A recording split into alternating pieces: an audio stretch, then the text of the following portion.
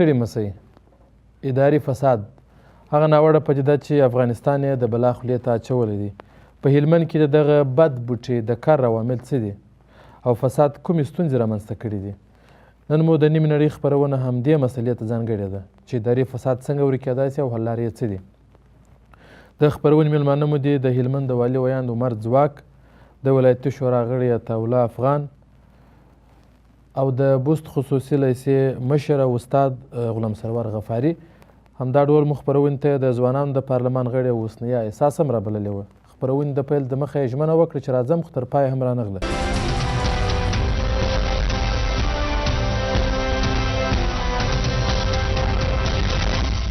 خپرونه زه نثار احمد احمدي تاسو ته وړاندې کوم. په تالار کې ګډونوال هم له ځان سره لرو. ټول ستړي مسئ. لومړۍ پوښتنه به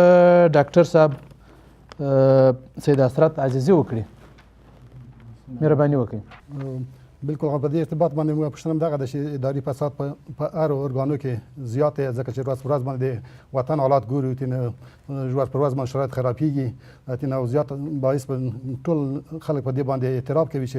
اداري فساد موږ په ادارو کې شته. که چېرې اداري فساد نه وای نو باید موږ په مخ تللي وای، موږ امنیت ښه شوی وای، موږ ته هوسایي راغلی وای. موږ باید ورځ پر ورځ باندې په دې امکاناتو سره په مخ باندې تللی. هغه متاسفانه چې موږ ورځ پر ورځ باندې امکانات کمیږي، ساحې تنګېږي، خلک د غټو مشکلات سره مخامخ کېږي. نو په دې اساس باندې آیا کولی شو چې اداري فساد مخه ونیسو؟ سمه ده، ډېره مننه. ځواک صاحب، د اداري فساد په اړه باندې یا د اداري فساد ستونزه یاده شوه، د حل خبره یاده ورکېدلو پوښتنه وسوله. په اوسنیو شرایطو کې ممکنه ده چې اداري فساد ورک شي؟ بسم الله الرحمن الرحیم. د وکیل صاحبانو، استاد او د میلمنو په اجازه باندې معلومه ده چې په د اوسني شرایطو کې نه تنها چې د هلمند وضعیت بلکې د اکثریت ولایتونو وضعیت په ځینو شرایطو کې چې هغه اوسني شرایط دي، وسله وال مخالفینو په ځینو ساحو باندې بریدونه کړي دي او هغه ساحې چې هغه دوی غوښتل خپل هدف یې وګرځوي او یا هم په هغه ساحو کې دوی خپل بریدونه وکړي، هغه ساحو کې شته دي. خو د مخنیوي لپاره یو ښه لامل هم دې کېدلی شي چې موږ وتوانېږو چې د اداري فساد په وړاندې کومه مبارزه کوو. په دې کې د افغان حکومت خپل رول چې لري او کوم مسؤلیت چې په خپلو اوږو لري هغه یې په وخت سره ادا کړی دی او ولایتي اداره په دې باندې توانېدلې ده چې په کومو ځایونو کې هغه مشکلات او هغه ستونزې چې موجودې وي هغو ته د پای ټکی کېږدي او په دې باندې هغه کسان چې کوم کسان چې په اداري فساد کې ښکیل وي د هغو کسانو په وړاندې باندې ټینګه مبارزه وکړي. اوس یو بحث دا ده چې په افغانستان کې جګړه د اداري فساد سره مستقیم اړیکه لري. یعنې د دې ترڅنګ چې جګړه روانه ده، خپله یو عامل هم دا ده چې په افغانستان په حکومتي ادارو کې فساد زیات دی. په همدې خاطر باندې جګړه ده. که چیرې داسې فکر وکړو چې فرضاً شرایط دې ته نه دي مساعد چې اداري فساد ورک شي، نو بیا خو شرایط دې ته هم نه دي مساعد چې جګړه ورکه شي. فکر نه کوي چې د اداري فساد له ورکېدلو سره جګړه هم ورسره کمیږي؟ د هلمند او د ځینو ولایتونو لوی لامل د جګړې اداري فساد دی چې یوه برخه یې د اداري فساد تشکیلوي چې خپله په وروستیو کې هغه ساحو کې چې وسله وال مخالفینو بریدونه وکړل او موږ ځینې ساحې هم د لاسه ورکړلې، لامل یې همدغه و چې اداري فساد په هغه ځای کې موجود و او په هغه ولسوالیو کې چې هغه ولسوالۍ خپله د دښمن لاس ته یې ځینې ساحې ولوېدلې، په هغه ځایونو کې موږ خپله د اداري فساد په وړاندې باندې خپلې مبارزې شروع کړلې چې په دې باندې وتوانېدلو چې په هغه ځای کې کوم موجوده اداري فساد چې موجود و د هغو په وړاندې باندې مبارزه وکړو، هغه ته د پای ټکی کېږدو او په دې باندې وتوانېږو چې واقعا هم د دو لامل څه شی دی او د کوم لامل له وجې څخه په هغه ولسوالیو کې وسله والو مخالفینو تهاجمونه کړي دي او یا هم هغه ساحې ته د پوشش راوستلی دي. دا یو غټ لامل و چې په دې کې اداري فساد و او د هغو مخنیوی موږ کړی دی. خو اوسني شرایط چې موږ خپل کارونه په دې کې راپیل کړي دي او خپله ولایتي ادارې په دې کې کوم مسؤلیت چې لري هغه ته هغه بریده پورې چې باید ادا شي ادا شوی دی او په دې وروستیو کې موږ خپله کوم کسانو په وړاندې باندې چې هغه په اداري فساد کې ښکیل کسان دي او هغه کسان دي چې هغه غواړي چې اداري فساد رامنځته شي او خدای نخواسته هغه ساحې او هغه ځایونه چې په هغه ځای کې که ملکي ادارې دي که په هغه ځای کې نظامي ادارې دي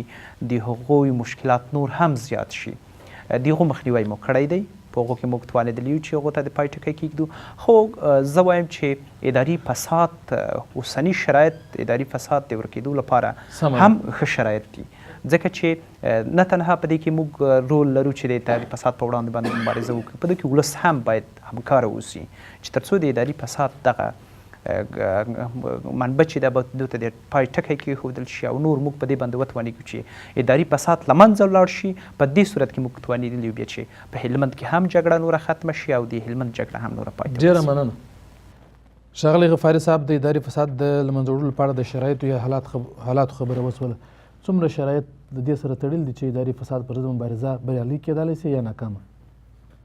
بسم الله الرحمن الرحیم. لومړی محترمو میلمنو، تاسو د سباوون محترمو لیدونکو او حاضر مجلس ته احترامونه او سلام وړاندې کوم. ښه محترمو، اداري فساد موږ وایو او دا اوسنۍ پدیده نه ده، دا د کلو یو میراث دی چې په دې ټولنه او وطن کې پاته دی، په دې اداره او دولت کې پاته دی، او دا د ولس د لاسه نه بلکې د یوه د ادارې د لاسه دا نیمګړتیا موجوده ده چې په ټوله نړۍ کې زموږ موقف او زموږ دریځ ادي ټاکلی دی چې په اول درجه کې و، بیا اوس په دریم درجه کې، او بالاخره نو نه ده معلومه چې کوم وخت راسو. زما په اند تر ټولو د مخه په د اداري فساد د مخنیوي دپاره اول په ټوله دغه کې حکومت باید یو پالیسي ولري، یو ستراتیژي ولري چې زه څنګه اداري فساد د منځه وړلی سم، د دې مخنیوی څنګه کولی سو. د مثال په ډول دا په یو کټګوري کې تقسیم سي چې اداري فساد مالی فساد کم دی، په اقتصادي لحاظ هغه اجتماعي فساد کم دی، د هغه پر ضد څنګه کړنه وسي، او داسې نور بخښونه دا چې موږ د خپل ولایت په سطح کښېنو او د اداري فساد د مخنیوي لارې چارې سنجوو، دا هم په خپله د ولایت په ادارې او د هغو په اړوند ارګانو پورې اړه لري. زه وایم که دولت خپله د دې دپاره پالیسي ونه لري، یوه ستراتیژي معینه ستراتیژي ونه لري، نو ولایت هم کولی سي چې کښېني په یو اداري مجلس کې دغه موضوع په یو عملي ګام، په یو عملي اجراتو او په یو عملي اقدام شروع کړي. د مثال په ډول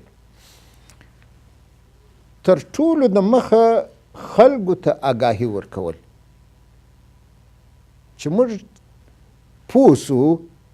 چې زما دولت، زما حکومت د دغه اداري فساد پر ضد څه ستراتیژي لري. په دې باید پوه سو که زه یوه فساد موضوع ووینم، د فساد سره مخامخ سم او یا د یو فاسد سره مخامخ سم، نو زه چاته ورسم، چاته دا خبره حکومت خو د دې لپاره پلان تګلاره او بېله جلا ادارې جوړې کړي دي اداري فساد پر ضد باندې، او داسې هم پېښه شوې ده چې مثلا که پر چا باندې دا تور پورې چې فساد او یا رشوت یې اخیستی دی، هغه هغو اړوندو ادارو ته معرفي شوی، څارنوالۍ ته معرفي شوی، دا شی شوی دی. اوس دغه پالیسي جوړه شوې ده، هغه پالیسي تطبیق شوې نه ده، او که تاسو د هغې جوړې شوې پالیسي سره موافق نه یاست؟ زه بیا هم وایم دا خبره چې موږ وایو چې فلانی پر رشوت ګیر سو، دا رشوت و رشوت بازي د ډېره پخوا څخه موجوده وه، او د دولت چارې څارنوالي او محکمه هم موجود دي او د دې پر ضد کړنه کوي. ولې یوازې رشوت موږ و لومړۍ درجې فاسد هېواد ته نه یو رسولي، که ستاسې فکر وي. دلته ډېرې نورې لارې چارې دي، ډېر نورې کړنې دي چې هغه د فساد بیخي بېخوبون جوړوي. یعنې لکه ځواک صاحب چې اشاره ورته وکړله چې زموږ اوس یعنې فساد تر هغه سرحده لوړ سوی دی چې زموږ په بې امنیتۍ کې یې دا دی ونډه اخیستې ده او ډېره غټه ونډه. زموږ ولسوالیو سقوط د دغه اداري فساد څخه را شروع سو. دا په رشوت پورې اړه نه لري. زه وایم تر ټولو د مخه باید ولس، یعنې که د مخنیوي لارې چارې کې موږ پلټو، ولس ته آګاهي ورکړو. سمه ده. اول ګوره تا په یوه پالیسي جوړه کړه، یو ستراتیژي دې جوړه کړه، فساد پر ضد ستراتیژي. فساد دی و خلکو ته تشریح کوي، په کټګوریو دې وویشه، خلکو ته عامه آګاهي ورکړل او بیا یې نو د مخنیوي د لارو چارو دپاره هم د آګاهي ورکړه چې څنګه کېدای شي. دومه خبره دا ده، دغه پالیسي یا دغه اداره جوړوي، دغه اداره څونه متعهده ده د خپل ولس سره، دغه اداره څونه د خپل قوانینو و اصولو او دغه وضع سوي پروګرام سره متعهده ده چې باید د فساد پر ضد مبارزه وکړي. سمه ده، ډېره مننه. افغان صاحب، د اداري فساد د له منځه وړلو په اړه پوښتنه وسوله. په دغه شرایطو کې اداري فساد له منځه وړل کېدای شي او رښتیا هم شرایط یا زمینه سازي د اداري فساد پر ضد له مبارزې سره اړه لري؟ بسم الله الرحمن الرحیم. تر هر څه د مخه د استاد محترم ستاسو او ډاکټر صاحب او مشرانو، البته د خوندو په اجازه، السلام علیکم ورحمت الله وبرکاتو. د اداري فساد په باب موضوع ښه موضوع ده، خو زما په نظر چې د دې دپاره مسؤول کسان دې پروګرام ته راغلي وای ډېر به ښه وای. پاتې سو یوه پله د اداري فساد رامنځته کېدن چې څه ډول رامنځته سو او اوسنی شرایط چې دې ته آماده دي چې باید اداري فساد ورک شي. زما په نظر اداري فساد یو راغلو نړیوالو و افغانستان ته راویستلی دی، راغلی دی، او یو زموږ خپله محلي چارواکو یا محلي کسانو چې دا دوه بورده لري. د نړیوالو دغه دی چې نورو ولایتو ته به نوځو، زموږ ستاسې په خپل ولایت کې به تکراري خبره ده، ما نور واریم کړې ده، د IRD موسسې په یو نوي کال کې 360 میلیونه ډالر خارجانو ورکړي، دلته مصرف شوي په یوه کال کې چې کال هم 360 ورځې دی او 360 میلیونه ډالر هم مصرف شولي. دې نړیوالو پر افغانستان باندې دا پیسې شمار کړې، ولې فصل و باب یې معلوم نه سو، چا پوښتنه ونه کړل. دا بور دی په دوی پسې اړه لري. دغه شان نور ورکې بمبارۍ دي و نور کیسې دي و دلته مصارف دي و مصرفیات 1300 چې موږ یې و دې بدبختۍ ته راوستل. دوهم بور دی په مالي سطح باندې، په اصطلاح د افغانستان په سطح باندې د افغانانو د لاس څخه چې دا اوسنۍ چوکۍ چې موږ تاسې وینو چې هغه د پیسو په مقابل کې ولسوالان هم په ولسوالیو کې مقرر شول، قمندانان هم مقرر کیږي. دلته وړ کسان یا لوستي کسان په د اصلاحات اداري په بخش کې امتحان ورکړي، ولې د ده حق نمرې و ده ته نه معلومیږي. مشخص سړی پر پوست باندې چې هغه امتحان یې ورکړی دا پوست دپاره و هغه ته نسي تلای چې امتحان یې ورکړی دی، د لیاقت درو یې کامیاب سوی دی، نور کسان ورځي، هغه کسان چې خلکو انتخاب کړي، خلکو ټاکلي، واسطه و واسطه بازي شول. نو د اوس دپاره چې د دې پدیدې مخه ونیول سي، زموږ ستاسې د سارا په اصطلاح باندې مایع چې هر وخت د اوبو څخه راوکاږي خوړلو ته آماده دی، مخه یې هم نیول کېدلی سي. ولې څه شته اړتیا شته په دې کې چې دا مخه یې ونیول سي؟ ملي یووالي ته سخت اړتیا ده چې باید ملي یووالی وکړو. د ملي یووالي په تړاو خو دا د ملي وحدت حکومت جوړ شوی دی، خو هغه د خپله پر چوکیو باندې عملي دي. موږ تاسې رایه ورکړله، ملي یووالی به هم دغسې حملو دی شي. نو خو غوږ ونیسه، موږ تاسې رایه ورکړل، بیا مو پوښتنه ونه کړه ځینې چې تاسو موږ په رایه څه وکړل، پر چوکیو باندې عملي دي. څه حالت اوس په مرکز کابل کې روان دی، در حال چې په وینو کې هلمندیان لمبیږي، رایه د دې هلمند څخه هم وړې ده، موږ هم پوښتنه نه ده کړې، دوی هم سر نه دی راګرځولی. ښه مثال یې د ډاکټر صاحب عبدالله راتګ و هلمند ولایت ته چې ول په یوه هفته کې به تغییر راشي، دا یې دریم اوته ده. نو څه وسول؟ نو موږ یو ملي حرکت ته اړتیا لرو چې موږ د دې په رابطه باندې یو ملي حرکت وکړو، یووالی وکړو، او د ولایت په سطح کار و اهل ته د کار که زموږ په لاس کې دا اختیار راسي، اهل کار ته کار وسپارو. اوس موږ هم بعضې مسؤلیتونه د ملکي کسان یا د هلمند خلک یا عام خلک بعضې مسؤلیتونه لري. ښه مثال یې لکه د ولایتي شورا انتخابات چې وو، په دې کې د اسلام نقطه نظر څخه پر دې باندې آیات شریف دی: بسم الله الرحمن الرحیم، ان الله یامرکم ان تؤدوا الامانات الى اهلها. یعنې د خپل امانت ته و اهل ته د کار وسپاره، و داسې چاته یې مه سپاره لکه موږ ته چې د خوندو، د وړونو، د هلمندیانو، د خلکو راکړه. باید موږ دقیق واوسو، دا یم یوه لاره ده. او بله لاره یم سته په دې کې چې موږ د تېرو تجربو څخه چې پر موږ باندې راغلي دي، زموږ سره خلکو وعده کړې ده، لکه دې نظام، دې دولت پر دې باندې وفا نه ده کړې، بیا هم موږ لبیک و دې دولت ته ویلی دي، و دې نظام ته مو ویلی دي. کړنې سوي دي، تېره سوي دي، لاسته راوړنې نشته.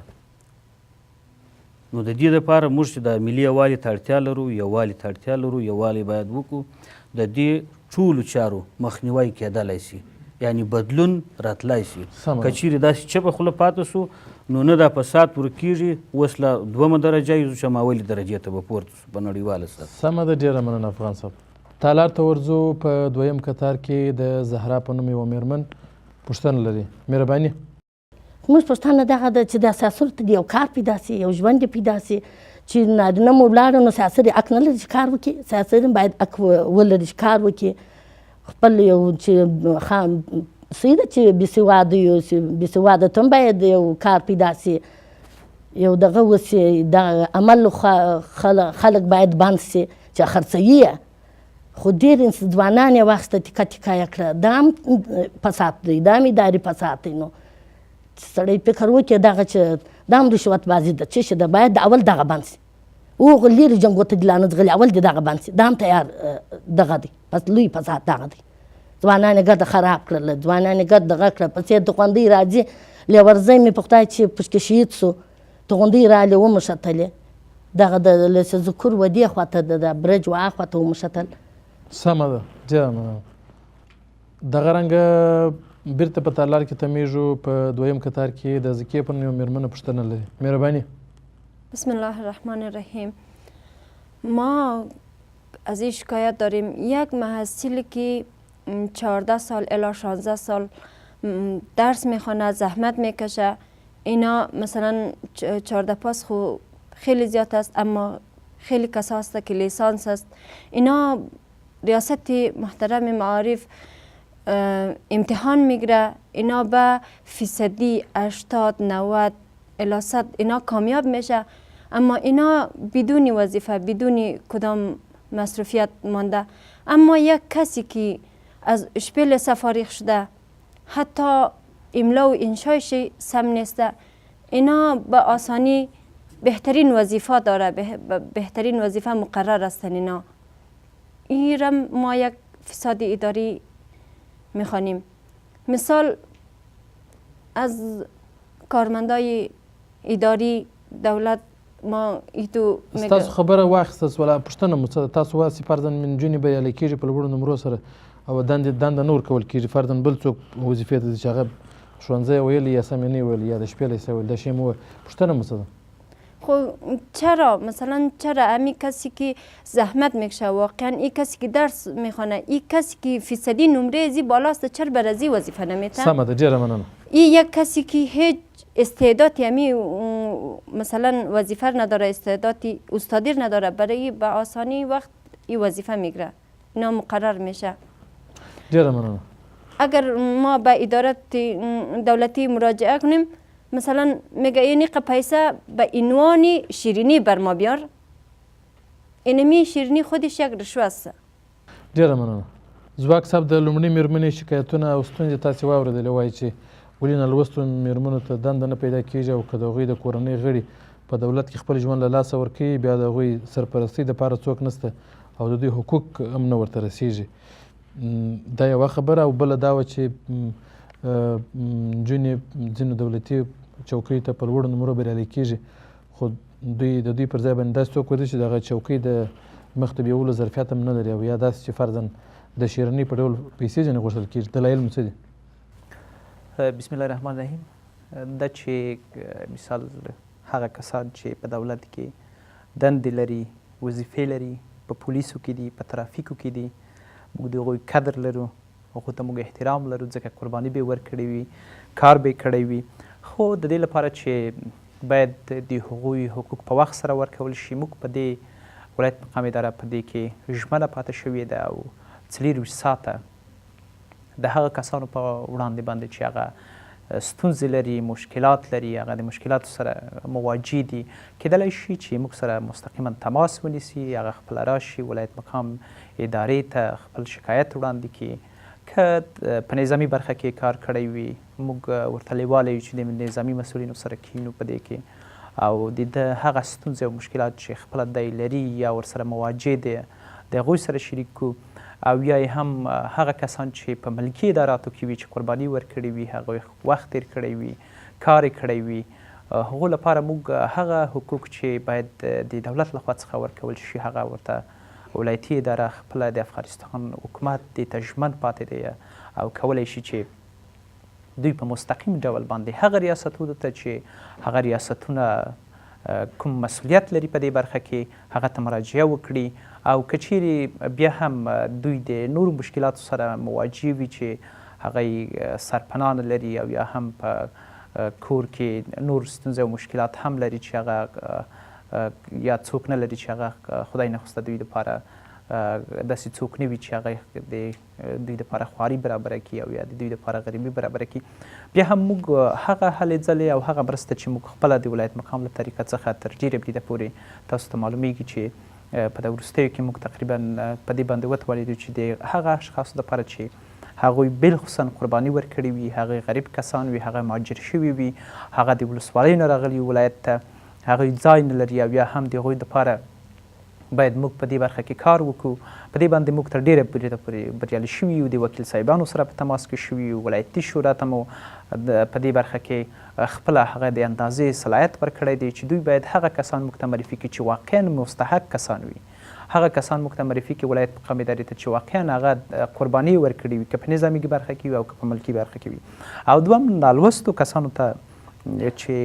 هغه د دولت د هغه پروسیجر په اساس باندې چې هغه دولت خپله لري، هغه نالوستي کسان چې هغه واقعا میرمنې وي، میرمنې چې په کومو ځایونو کې اړتیا ورته لیدل کېږي هغوی ته به دنده ورکول کېږي او واقعا چې دوی وتوانېږي چې خپله په هغه اداره کې چې د میرمنو په برخه کې بستونه اعلانېږي هغه موږ د دوی سره ژمن یو، هغو کسانو ته به نارینه نه بلکې میرمنې جلبیږي هغو بستونو ته چې اړتیا ورته لیږل کېږي. په دې کې ښه بېلګه موږ د ریاست معارف، د پوهنې ریاست دی، د دې ترڅنګ صحت عامه ده، شفاخانه ده، د ښځو چارو ریاست دی او نور دي چې کولی شي چې ښځې په مستقیم ډول په هغه کې خپله دنده اجرا کړي او یا هم هغه ځای کې دی کولی شي چې دندې ته رسیدګي وکړي. موږ کولی شو چې کله بستونه اعلانېږي د دولت د اصولو مطابق هغه بستونه چې په هغه نوي تشکیل کې ورکول کېږي او یا هم هغه خالی شوي وي، په هغو کې موږ هغه میرمنې چې هغه اړتیا ورته لیدل کېږي او هغه میرمنې چې هغه د واقعا د کار توانایي ولري موږ هغه جلب کړو او هغو ځایونو ته مثال دوی لپاره د کار زمینه برابره شي. دوهم پوښتنه چې د بلې خور وکړله د دوی د مثال د پوهنې د ریاست په برخه کې وه. موږ د پوهنې په ریاست کې د دې لپاره چې په پوهنه ریاست کې کوم مشکلات او ستونزې مخ نه موجودې وي او اوس هم کې موجودې دي، خو د دې د ستونزو د حل لپاره ولایت مقام اداره په دې باندې هم اوس کار کوي او په دې باندې هم اوس کار پیل کړی دی. خپله شخصا جناب والي صاحب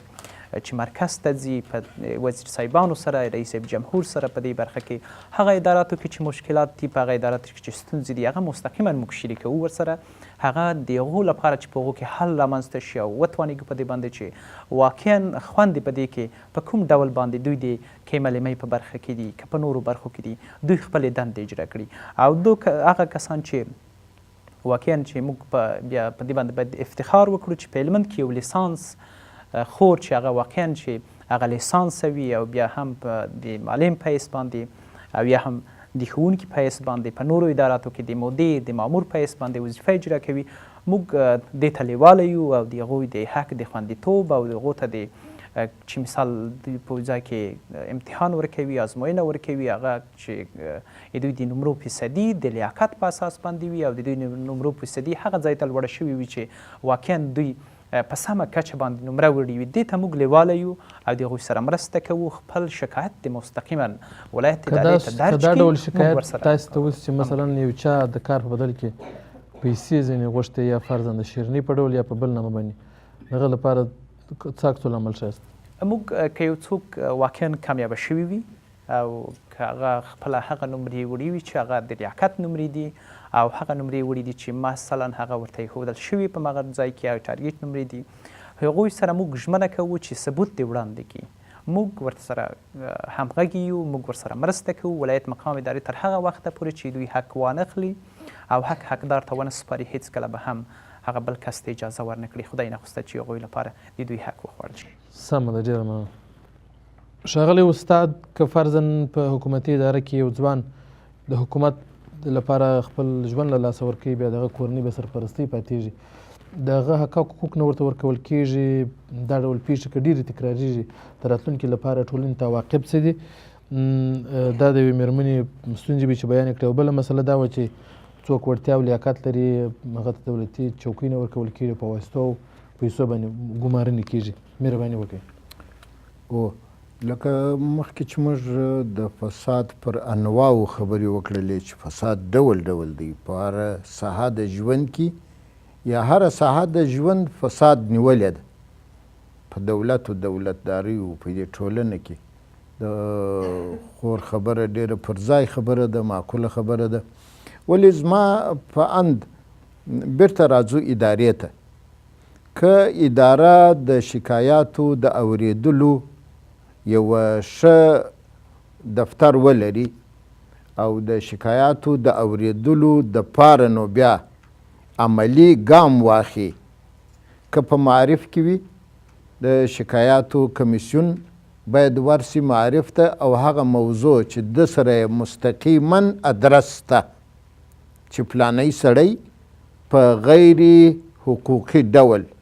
یعنی امې تحصیل کم دی امې تجربه کمه ده او هم د واسطې د لارې مقرر شوی دی یعنی دی په امتحان کې ناکامه شوی ولی کامیابه شوی دی خو ادرس یې معلوم شو د شکایاتو کمیسیون باید هلته ځان ورسوي او هغه معضله حل کړي خور ته د سیاسري زوی شهید شوی دی هغه د وطن په دفاع کې شهید شوی دی هغه د دغه خاورې د ساتنې په خاطر سر ورکړی دی ولې د ده حقوق نه ورسیږي او یا ځنډیږي او یا دغه سیاسره بل وارث نه لري چې هغه د ډوډۍ د پیدا کولو زمینه ورته برابره کړي نو د شکایاتو کمیسیون باید ځان ورسوي دغه حالت ته د معلولینو شهدانو ریاست ته ورسي د هغه معضله حل کړي زما په نظر اوس هره اداره و خپل حالت ته پاته ده که زه څوک مقرروم او که نه مقرروم که مستحق سړی مقرروم او که نامستحق سړی مقرروم اداره مستقله ده د دې په اړه هیڅ یو داسې بل ارګان نسته چې هغه کنټرول کړي یا د مثال په ډول په بله اداره کې زموږ رهبري د ولایت رهبري باید دغسې یو ارګان ولري دغسې یو څوک باید موجود وي چې په اداراتو کې د ولس او د خلکو اواز واوري او هغه د عملي لارې چارې ورته وسنجي. سمه ده، ډېره مننه. ښاغلی افغان صاحب، د چوکۍ په سر باندې له وظیفه اخیستونکو څخه د پیسو د غوښتلو یا د رشوت اخیستلو په اړه باندې که د شیرنۍ په نامه که په هر نامه او همدا ډول که فرضاً د یوې کورنۍ غړي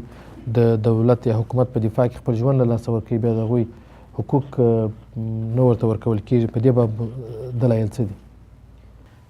د دې خوندو د دواړو سوالونه صحیح وه. ما مخکې دا د امتحان د اخیستلو پروسې ته اشاره وکړله او بحث مې باندې وکړي. دا واقعیت دی چې حق واکدار ته نه رسیږي او خلک خواري کاږي، زحمت کاږي، درس وایي، تر درس وروسته یو بس د ځان دپاره انتخابوي، په هغه کې بیا امتحان ورکوي، د امتحان د لارې کامیابه کېږي، نمرې وړي، ولې هغه بس ته هغه کس نه استول کېږي. دا بیلګې موږ په دې هلمند ولایت کې ډېرې لرو، سته، شواهد هم زما سره سته، اسناد هم زما سره سته. د دې خور پوښتنه واقعیت ته پر ځای ده. د دې مخه باید والي صاحب، مربوطه اداره او اصلاحاتي ادارې، ولایتي شورا دا په ګډه ونیسي. دا خلک دلته مسؤلین دي، عدلي او قضایي ارګانونه شته، باید ودې ته ودرېږي. پاتې شوه بلې خور چې هغه پوښتنه وکړله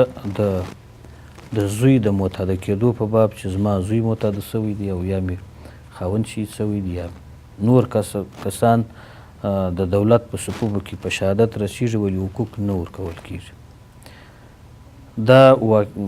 موضوعات دلته موجود دي، سته. که چیرې دغسې بیا بندوباري وي لکه دا په تیر وخت کې چې د خلکو سره عمل سوی دی او خلک نادیده نیول سوي دي، دلته فاصله چې د دولت او ملت په مابینځ کې شته، فاصله د مابینځ ځي. د دولت پر کړنو باندې او یا پر هغو ژمنو باندې چې عملي کړي نه دي د ملت بې باوري راځي. وخت کې چې ملت پر دولت بې باوره سو، دولت بیا کسان نشي خپلو صفوفو ته آماده کولی چې د دې سره یو ځای شي راسي.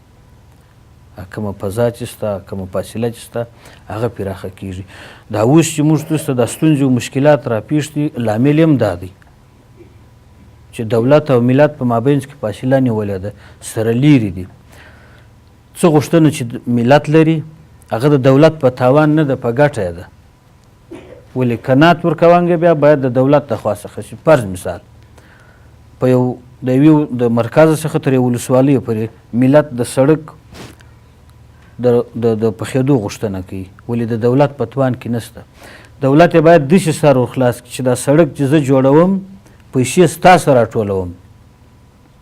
مالیه ستا څخه اخلم. هغه کسان چې مالیه لرونکي دي، مالیه لري، هغه باید پر وخت او زمان دولت ته تحویل کړي. زه عواید جمع کړم، بیا تا ته ستا سړک جوړ کړم، د خلکو سر وخلاص کړي. ولې دلته چې دا حالت داسې د خرابېدو خواته تللی دي یا پر اداري فساد باندې تکیه ده، د خلکو غوښتنه ده وایي سړک راته جوړ کړه، دولت وجې ورته د جوړوم، ولې په کیفیت کې نه دی. لکه اوس چې موږ تاسې وینو په بعضې ځایو کې سړکان شروع دي، دولت یې نظارت لا نشي کولی. نو څنګه به بیا خلک د دولت پر دغو کړنو باندې کنه بخشه پاتې شي؟ تاسو په نظر د دولت او د ولس ترمنځ فاصله موجوده ده او که فاصله یې فساد به وي؟ خو راځم دې خبرې ده، فاصله موجوده ده، سته. لکه څنګه چې خور وویل چې معتادین دي په دغه مرکز لښکرګاه ښار کې،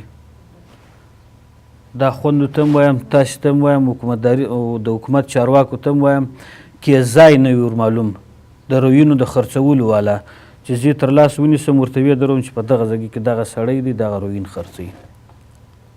که نه دي ورمعلوم دا کومک به زه ورسره وکړم.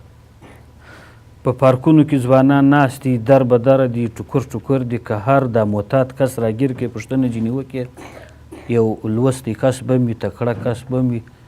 که چیرې جوړ شي تداوي شي، د دې جامې دپاره به خدمتګار هم ووسیږي.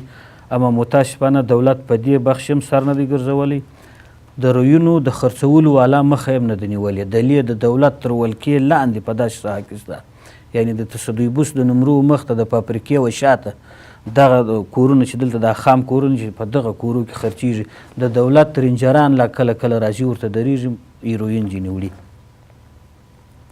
د دې مخه باید دولت ونیسي. دا مسؤلیت د دولت دی ځکه چې ده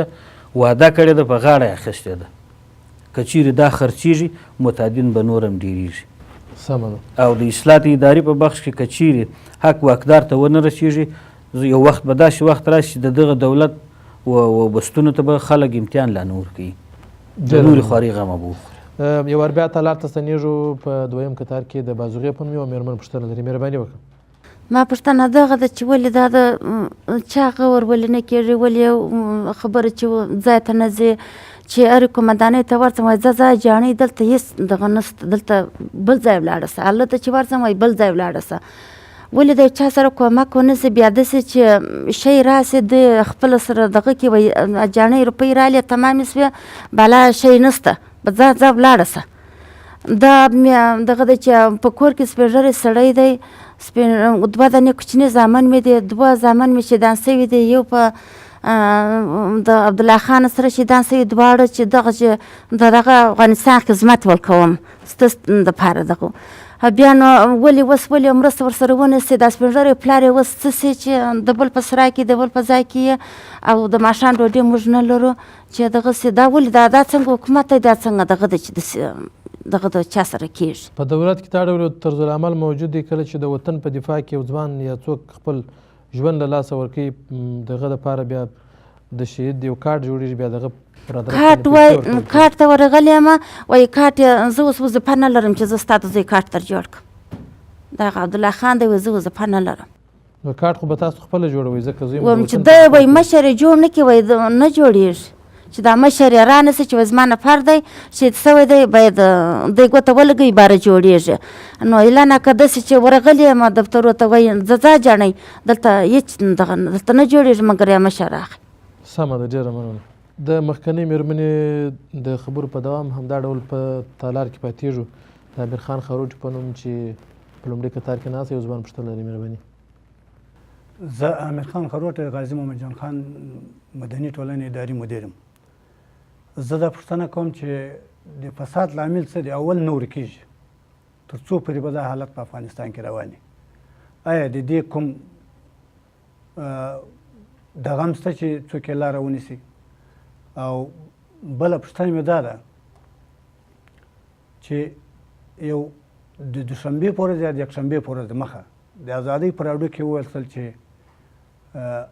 د ارزګان ولایت بیا تر شاولې کوټه پورې اووه پوستې د اداري فساد له وجې ایله سوي دي چې یعنې نه معاش په شپږ اووه میاشتو کې معاش نه ده ور رسېدلی.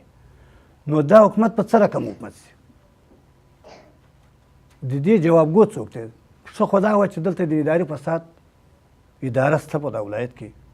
د هغوی یو غړی دلته حاضر وای او د جواب ورکړی وای، نو بهتره دا خبره وه.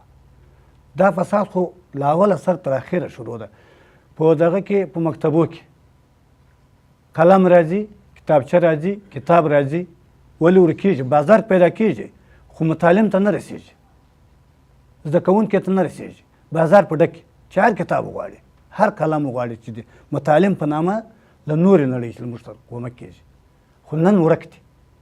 په مکتب کې نسته، په بازار کې شته. زما دا پوښتنه وه. سمه ده، ډېره مننه. ځواک صاحب، د بازوغې په نوم دغې مېرمنې شکایت مو واورېدی چې ویل دوه زامن مې د وطن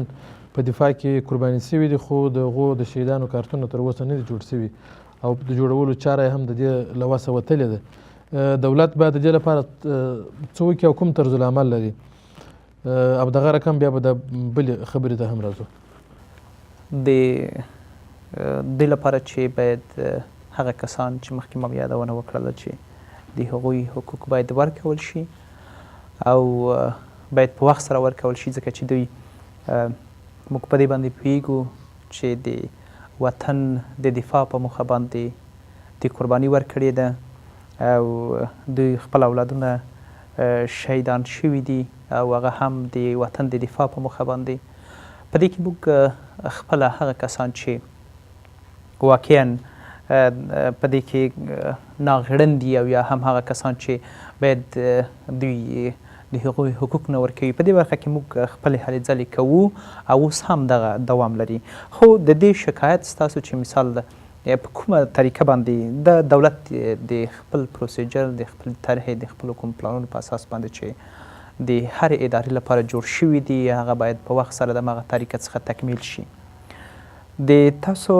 کیدلی شي په مستقیما ولایت ادارې ته راشئ او په هغه ځای کې یوه عریضه وکړئ ولایت مقام ادارې ته تر څو چې د همغه طریقه څخه زه اول قدم کې زه خپله شخصا د تاسو سره دغه په دې کې موافق یم هغه تاییدیږي په ولایت مقام اداره کې قمندانۍ ته راځي وروسته له هغه څخه په همغه طریقه باندې په لنډه طریقه به انشاءالله درته خلاص شي. او دا موږ منو چې دا هم د یو شي ورښودنه هم اداري فساد بلل کیږي چې نه ورښودنه چې یو چاته یوه ښه طریقه نه ورښیي او دا په چا پسې مشخص کیږي هم نه که یو څوک دنده ولري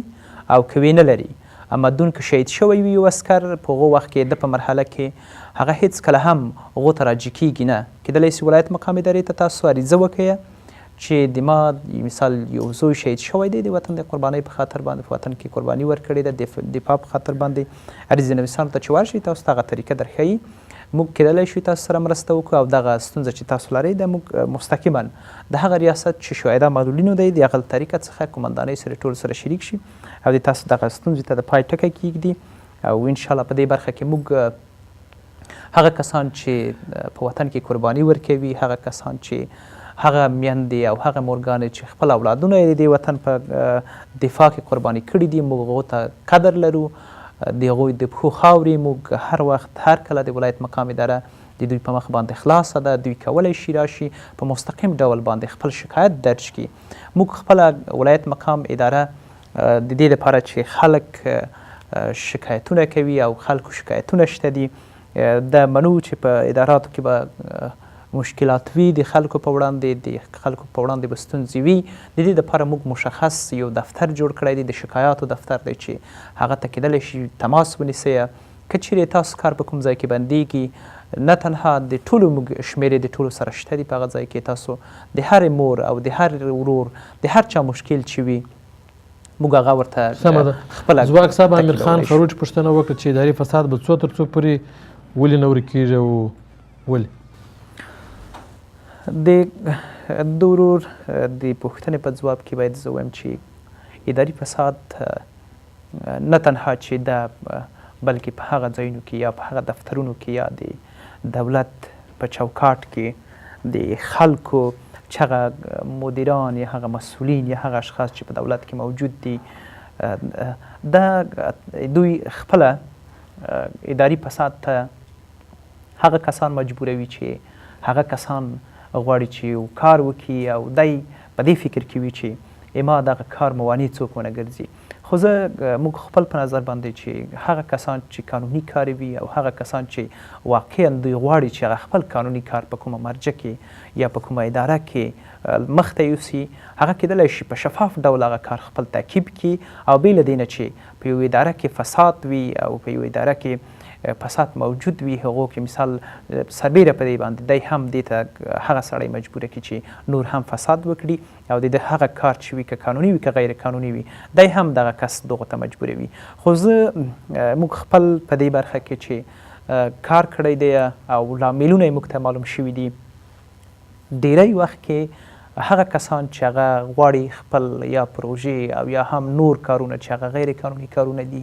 هغه د یوې ادارې له طریقه څخه تعقیب کړي او په هغه اداره کې یا د فشارونو یا د تهدیدونو او یا د نورو برخو په واسطه باندې هغه خپل کار مخته بوځي او په خپل کار کې هغه ته د دې لپاره چې خپله ګټه وکړي هغه مشخص سړی چې په هغه اداره کې موجود وي په هغه باندې هم فشارونه وي او په هغه باندې هم هغه هم دې ته مجبوروي چې اداري فساد وکړي او دی په اداري فساد کې ښکیل شي. خو د دې لپاره موږ ولایت مقام اداره کې یو څوک پوه شي ولایت مقام اداره د هر قانوني او د هر اصولي کار لپاره ژمنه ده او د هر اصولي هغه قانون په چوکاټ کې چې کارونه دي که پروژې دي او که نور اداراتو کې کوم مشکلات او ستونزې دي کوم کارونه چې قانوني وي هغو به ملاتړ کوو او هغه کسان چې واقعا په دې فساد کې ښکیل وي که هغه کسان که په اداراتو کې وي هغه کسان که هغه کسان چې هغه کس فساد ته برابروي او هغه کسات په زور ورباندې فساد ورباندې کوي نو د دې لپاره به موږ خپله هغه کس هم قانوني هغو سره به قانوني چلند کیږي هغه قضایي او عدلي ادارو ته معرفي کیږي. خو په دې برخه کې زه یو څو خبرې اضافه باید په دې وکړم چې موږ اداري فساد چې رامنځته کیږي او یا هم په دې برخه کې موجود دی د تیر کال او د 2 کالونو په پرتله باندې چې موږ فعلنۍ کچې ته ګورو اوسني وضعیت ته ګورو تر ډېره بریده پورې موږ خپله په دې باندې توانېدلي یو چې په کوم ځای کې اداري فساد دی هغو ته د پای ټکی کیږدو هغه مشکلات او ستونزې چې د خلکو دي هغوی ته رسیدګي وکړو او د هغه په اساس باندې موږ وتوانېږو چې په کومه اداره کې که هغه ملکي اداره وي که هغه نظامي اداره وي په هغو اداره کې د پای ټکی ورته کیږدو موږ د لومړي وخت څخه کومه دغه د اداري فساد پر وړاندې باندې کومه مبارزه چې را پیل کړې ده که غټ مسؤلین دي که واړه مسؤلین دي که هر څوک دي هغه موږ عدلي قضایي څرنګوالۍ او ټولو ارګانونو ته معرفي کړي دي په مرکزي کچه او په ولایتي کچه باندې هغه کسان چې په فساد کې ښکیل دي موږ خپله دمګړۍ د مبارزه روانه ده او د فساد اداري په وړاندې به د مبارزه کوو تر هغه پورې چې د اداري فساد له منځه ولاړ شي ما مخکې هم یادونه کړې ده د ولس ملاتړ راښولی څه چې تاسو د اداري فساد په تور باندې څرنګوالۍ ته معرفي کړي موږ مشخصا دا وظیفه او دا خپله چې باید ښودنه یې وکړي د څرندوالۍ ده ځکه چې موږ خپله هغه چارواکي چې هغه په دې کې ښکیل وو هغه کسان چې په دې کې ښکیل پالل شوي دي ولایت مقام ادارې په هلو ځلو سره کیدلی شي د عدلي او قضایي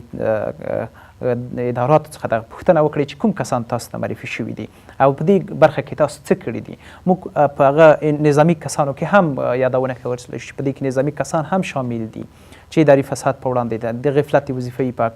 وړاندې باندې چې موږ مبارزه کړې ده یا مثال هغه کسان چې غفلت وظیفوي هم اداري فساد دی چې دې ته لاره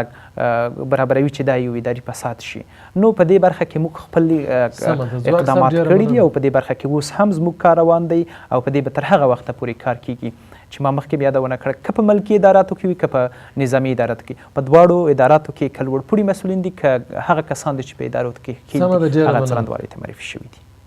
ښاغلی استاد د دې مېرمنې خبرې تاسې واورېدل چې ویل 2 زامن مې د وطن په دفاع کې قرباني شوي دي د هغو دپاره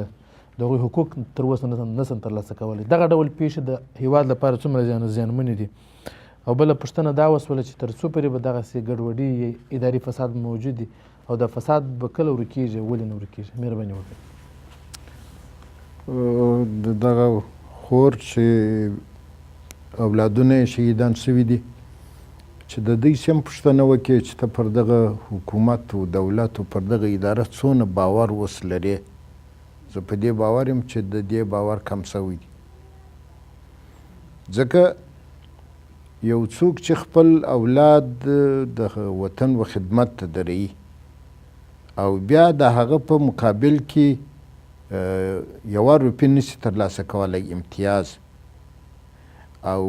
دا زوی شهید سو دا اولاد په دې لار کې ولاړی د دې په غمه کې هیڅوک نسو نو د دې به ناامیدي تر کومه حده وي د دې هغه محرومیت تر کومه حده سو دا ډېر غټ محرومیت دی موږ به یا احساسولی سو یا نه اول دا بې اولاده په هغه کور کې ناسته ده زوی یې د لاسه ورکوي دوهم بې خور و نمیر څخه چې دغونې نشي پیدا کولی چې اقلا یې وخوري دا هلته په دغه کور کې ناسته ده په دې محرومیته مخته سوله د نیستۍ په محرومیته مخته سوله د بدبختۍ په محرومیته مخته سوله او بالاخره د دې ژوند هغه ثمره د دې ژوند څه شي ده په دې دولت په دغه ټولنه او په دغه خلکو په دې نظام کې زه بالکل په دې متیقن یم چې د دې ناامیدي تر هغه سرحده ده چې دلته معنا عرض هیڅ دلته غږ پورته کول یا حقوق غوښتل معنا یې هیڅ ده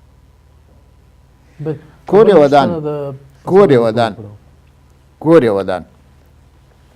چې بیا هم دا په دې ټولنه کې د دې د خلکو کې د په دغه ولس کې دا د راځي په داسې غونډو کې برخه هم اخلي دا کور ودان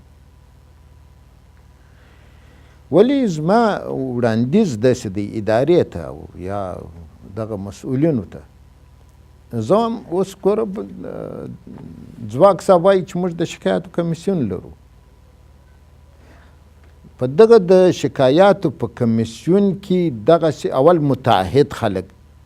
بل واکمن خلک چې هغه اقلا د پولیسو قمندان ته ووایي، د امنیت رئیس ته ووایي، د اردو قمندان ته وویلی شي چې دغه کار په دغه ترتیب سوی دی، زه نتیجه غواړم او یا ولایت ته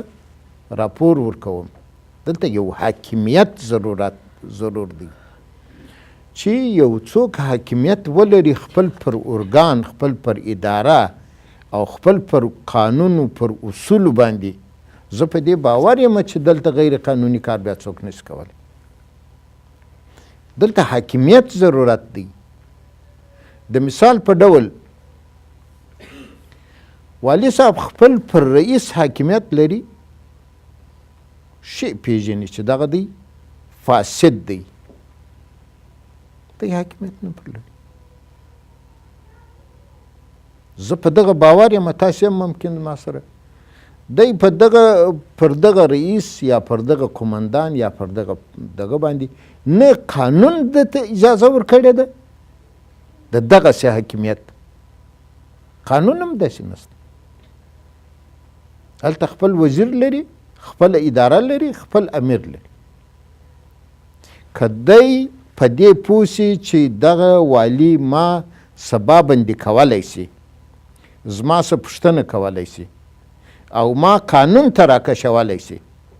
دا کار بیا نه کوي. دی په دې مطمئن دی چې پشتیوانه یې قوي ده او والي په ده څه نشي کولی، ځکه نو فاسد دی او فساد په خلاص مټ باندې فساد کوي. زه هم تر ټولو د مخه موږ په خپل اداره کې دغسې یو کار ته، دغسې یو قانون ته، دغسې یو اصولو ته، داسې یو طرحې ته ضرورت لرو، پالیسۍ ته ضرورت لرو چې موږ په دغسې یو حالاتو کې، یعنی یو والی د ولایت په حساب اولین درجه سړی دی، د واک او د قدرت او د هر څه د یعنی د حکومت د واکدارۍ تمثیلونکی دی، د رئیس جمهور د واکدارۍ تمثیلونکی دی په یو ولایت کې. د غونې حاکمیت دی باید ولري پر خپل ټولو ارګانو باندې، بیا د دې ښځې اواز اورېدلی شي، ورنه په بل صورت د اواز تر هېڅ ځایه نه ځي. سمه ده، ډېره مننه کور ودان استاد. ښاغلی افغان صاحب، د دغه مېرمنې خبرې مو واورېدلې چې 2 زامن د وطن په دفاع کې قرباني شوي دي، وایي چې تر اوسه پورې د هغوی حقوق نشته ترلاسه کول، یا دغه لاره چاره نه راته معلومېږي. بله پوښتنه داسې وسوه چې څنګه کېدلی شي اداري فساد ورک شي؟ د دغې خورکۍ دا چې دې خبره وکړله چې زما زامن شهیدان شوي دي او اوس یې ما ته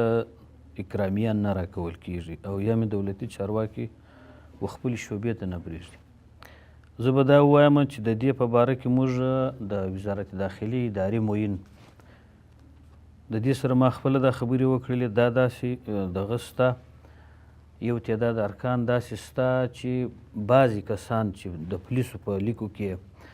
داخله کړي ورغلي، تر سوکېدو مخکې دوی کمربند ته تللي دي او هلته شهیدان شوي دي. اوس چې دی د قمندان څخه پوښتنه وکړي، قمندان یې ځان دې ته نه برابروي، ځکه چې دی غیر قانوني کار کړی دی، د غیر قانوني کار کړی دی. یو تعداد کسان دا شان دي چې د بل پر څوکۍ باندې استولي دي، هغه هلته شهیدان شوي دي، نوم زما دی، څوکۍ زما ده، باندې شهید شوی بل یو دی. د دې په رابطه باندې موږ د هغه معین صاحب سره خبره کړې ده. معین صاحب اوس هم په هلمند ولایت کې د موږ ته اطمینان راکړی دی چې زه به دا معضله حلوم.